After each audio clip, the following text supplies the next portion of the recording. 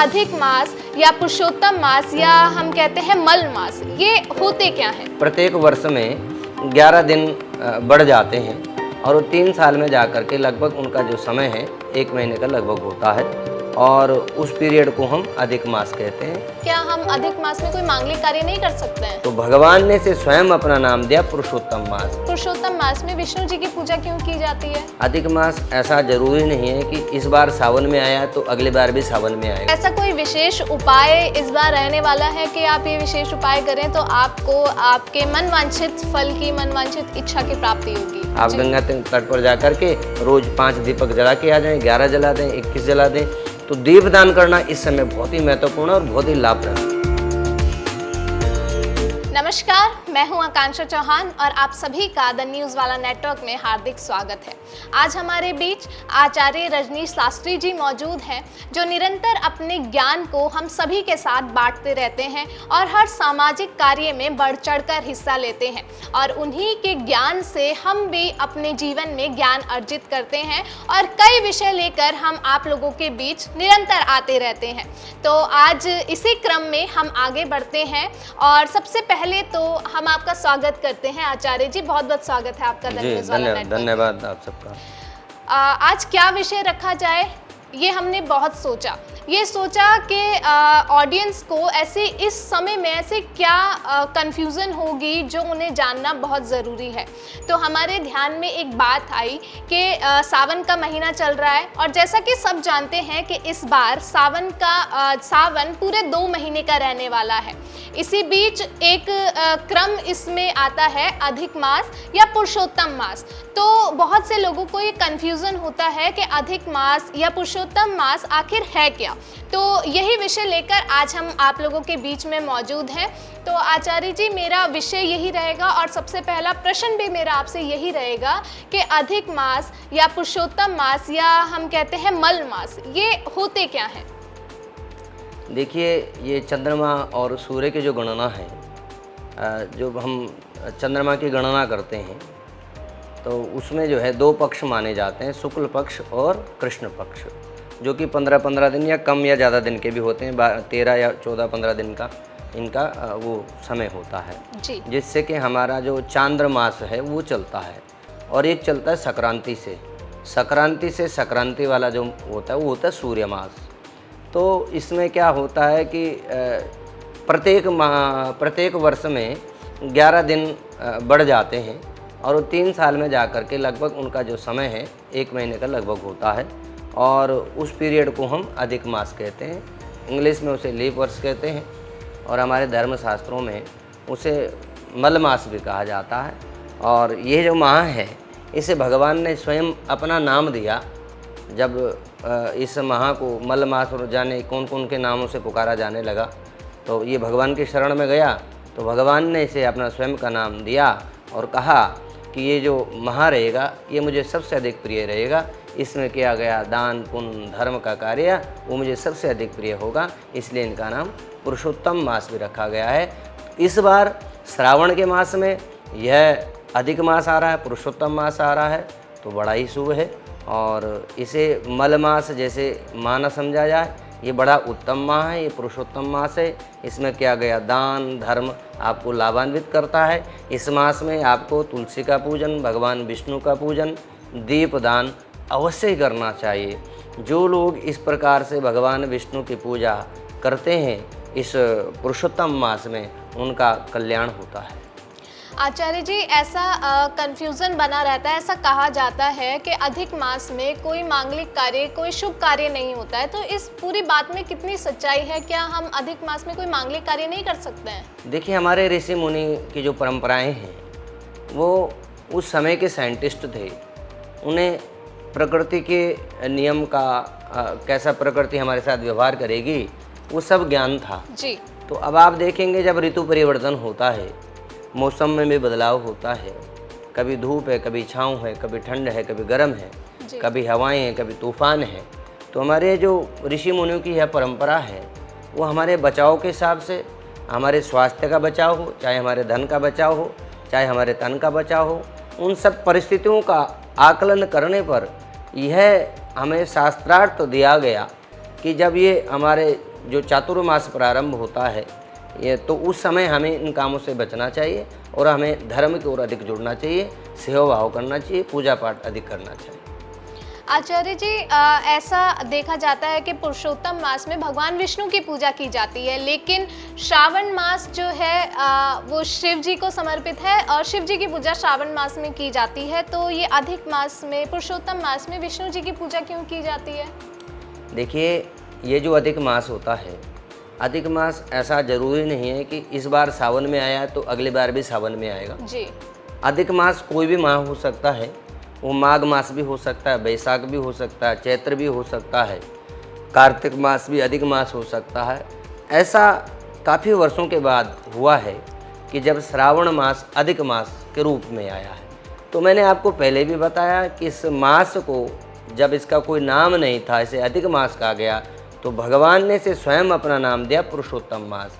तो पुरुषोत्तम मास जब नाम दिया गया तो इस माह में भगवान विष्णु की जो पूजा करना आपके लिए अत्यंत ही चमत्कारिक लाभ देने वाला होता है।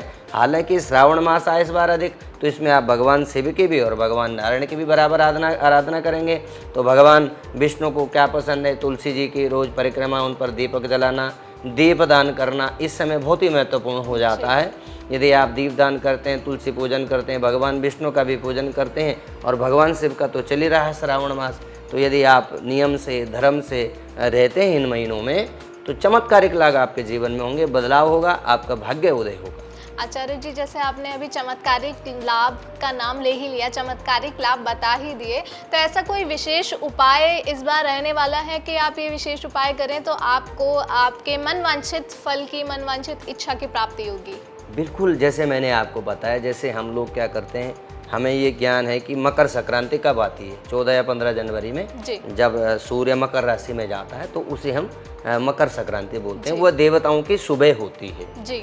और श्रावण मास में जब कर्क राशि में सूर्य जाता है, तो जब वो कर्क की जो संक्रांति होती है, जो अभी गई है लगभग 17 तारीख में, तो जब ये आता है ये महीना, तो भगवान के शयन का है, विष्णु के शयन का है।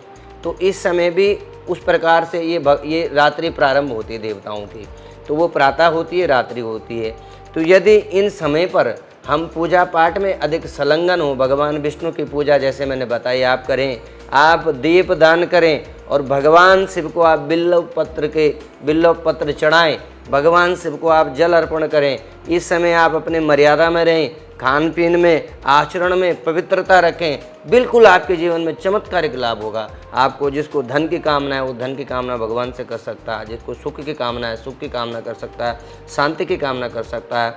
तो ऐसे भगवान शिव और विष्णु भगवान की जो पूजा इन माह में है बहुत ही श्रेष्ठ है, बहुत कुछ अधिक करने की आवश्यकता नहीं। भगवान शिव को आप जल चढ़ाएं, दर्शन करें, मंदिर जाएं, भगवान विष्णु की पूजा करें, तुलसी पे जल चढ़ाएं, तुलसी में दीपदान करें, अपने घर पर भी दीपदान कर सकते हैं, गंगा किनारे आप दीपदान कर सकते हैं। और हमारे रूट के हरिद्वार में तो बड़ा ही सरल है, सुगम है। आप गंगा तट पर जा कर के रोज़ 5 दीपक जला के आ जाएं, 11 जला दें, 21 जला दें। तो दीपदान करना इस समय बहुत ही महत्वपूर्ण और बहुत ही लाभप्रद है। जी आचार्य जी, ऐसा देखा जाता है किसी भी जयंती पे या किसी भी पर्व पे गंगा स्नान करने का बहुत बड़ा महत्व होता है, तो क्या अधिक मास में भी स्नान करने का कोई महत्व होता है? बिल्कुल, अधिक मास में मैंने बताया कि जितना आप पूजा पाठ में, धर्म कर्म में संलग्न रहोगे, लाभ मिलेगा। उसमें तीर्थ भी सम्मिलित है, तीर्थ करें आप, गंगा स्नान करें आप, तीर्थ पे जा सकते हैं आप, और पूजा पाठ में संलग्न रहें तो निश्चित रूप से लाभ हो। एक चीज़ और आती है इसमें, चातुर्य मास। हम एक वर्ड सुनते हैं, तो ये चातुर्य मास क्या होता है? देखिए, मैंने बताया कि जैसे ऋषि मुनि हमारे बड़े ही उनके जो विद्याएं हैं, वो पहले ही उनको सब ज्ञान था कैसे किस प्रकार का प्रकृति हमारे साथ व्यवहार करेगी।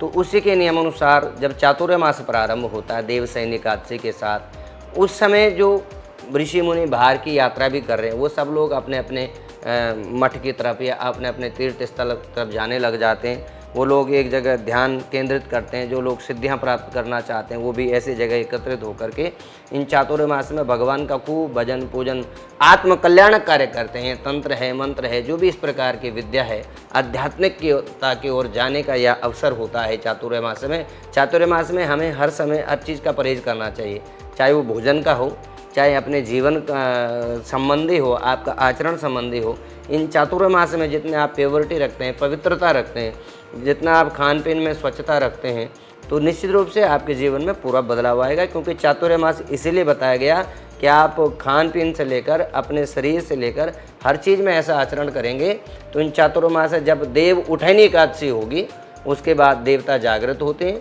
और विवाह मांगलिक कार्य प्रारंभ हो जाते हैं। तब तक का ये जो समय है जब हम विवाह शादी से भी हमें विश्राम है, कोई मांगलिक कार्य में भागदौड़ नहीं है, तो कोई पार्टी से इस तरह की चीज़ों से हमें बचना चाहिए और हमें जितना धर्म कर्म हो वो इन चातुर्मास में करना चाहिए। चलिए आचार्य जी, आखिर में आप हमारे रुड़की की जनता को, हमारे ऑडियंस को एक क्या मैसेज देना चाहेंगे इस श्रावण मास में? श्रावण मास सभी के लिए कल्याणकारी हो और द न्यूज़ वाला नेटवर्क निरंतर आप लोगों के बीच में हमेशा सामाजिक मुद्दे हों या राजनीतिक हों, धर्म अध्यात्म से जुड़ी हुई चीज़ें हों, वो आपके बीच लाता रहता है। तो मैं बहुत आप सब लोगों को, आपकी पूरी टीम को बहुत शुभकामनाएं देता हूं और जो भी दर्शक निरंतर हमें देखते हैं उनका भरपूर प्यार हमें प्राप्त होता है। इसी प्रकार से आप देखते रहें और ये श्रावण जो मास है हमारे यूथ को, हमारे युवाओं को काफ़ी जागृति हो रही है अब अपने धर्म शास्त्रों की और निश्चित रूप से ये हमारा पुरातन संस्कृति काल है। पुरातन जो संस्कृति है इसको संभालना, इसको बचा करके रखना, ये हमारे युवाओं की, यूथ की बड़ी जिम्मेदारी है। अपने गौरव करना चाहिए, अपने धर्म पे, अपने संस्कारों पे हमें गौरव करना चाहिए और अपनी संस्कृति से प्यार स्नेह करना चाहिए। और भगवान भोलेनाथ इस समय सभी युवाओं को, भगवान भोलेनाथ ही हनुमान जी के रूप में भी हैं। भगवान भोलेनाथ बड़े सरल हैं और निरंतर उनकी जो भक्त हैं पूरे विश्व के अंदर हैं। तो श्रावण के मास में ज़रूर मंदिर जाएं और युवाओं को विशेष हनुमान चालीसा का पाठ जरूर करना चाहिए। अपने आचरण को पवित्र रखें और जो जीवन विद्या को आपका मिला है, विद्या के लिए 25 वर्ष जो बताया जाए वो भी आपकी तपस्या है, वो भी साधना है। जो विद्यार्थी जीवन होता है वो भी साधना होता है, तपस्या होता है। उस तपस्या को भंग नहीं करना चाहिए, उस प्योरिटी को ख़त्म नहीं करना चाहिए, ब्रह्मचर्य का पालन करना चाहिए। और सदा करोति विद्यार्थी सैन सुख दुख, सुख भवति व दुख, विद्याभ्यास करोति सा। तो इसीलिए विद्याभ्यास निरंतर करते रहें। सीताराम। चलिए बहुत बहुत धन्यवाद आचार्य जी। हम निरंतर कोशिश करते हैं कि धर्म आध्यात्मिक से जुड़े जो भी आप लोगों के प्रश्न होते हैं या जो भी कन्फ्यूज़न होती है, हम आप लोगों तक उसका समाधान या उसका सॉल्यूशन हम आप लोगों तक पहुंचाएं। और आचार्य रजनीश शास्त्री जी लगातार हमसे जुड़े रहते हैं और हमारे माध्यम से या हम इनके माध्यम से आप लोगों तक सारे ज्ञान की बातें जो भी गुरुजी बताते हैं हम आप लोगों तक वैसे का वैसे पहुंचाते हैं। और हम कोशिश करते हैं कि अपने जीवन में ज्ञान अर्जित करें और आप भी अपने जीवन में ज्ञान अर्जित करें। और अधिक मास को लेकर जो भी कन्फ्यूज़न था कि अधिक मास क्या होता है और क्या कार्य इसमें हमें करने चाहिए या क्या कार्य हमें नहीं करने चाहिए या क्या उपाय हम करें जिससे हमें चमत्कारिक लाभ का फ़ायदा हो सके, वो जो भी है सारा विषय क्लियर हो गया है। और आपको हमने बताया गुरुजी के माध्यम से कि क्या आपको इस पूरे मास में करना चाहिए। तो इस विषय को लेकर आप क्या सोचते हैं, हमें कमेंट बॉक्स में अपनी राय जरूर दें और हमसे जुड़े रहें और देखते रहें द न्यूज़ वाला नेटवर्क। धन्यवाद। धन्यवाद गुरुजी।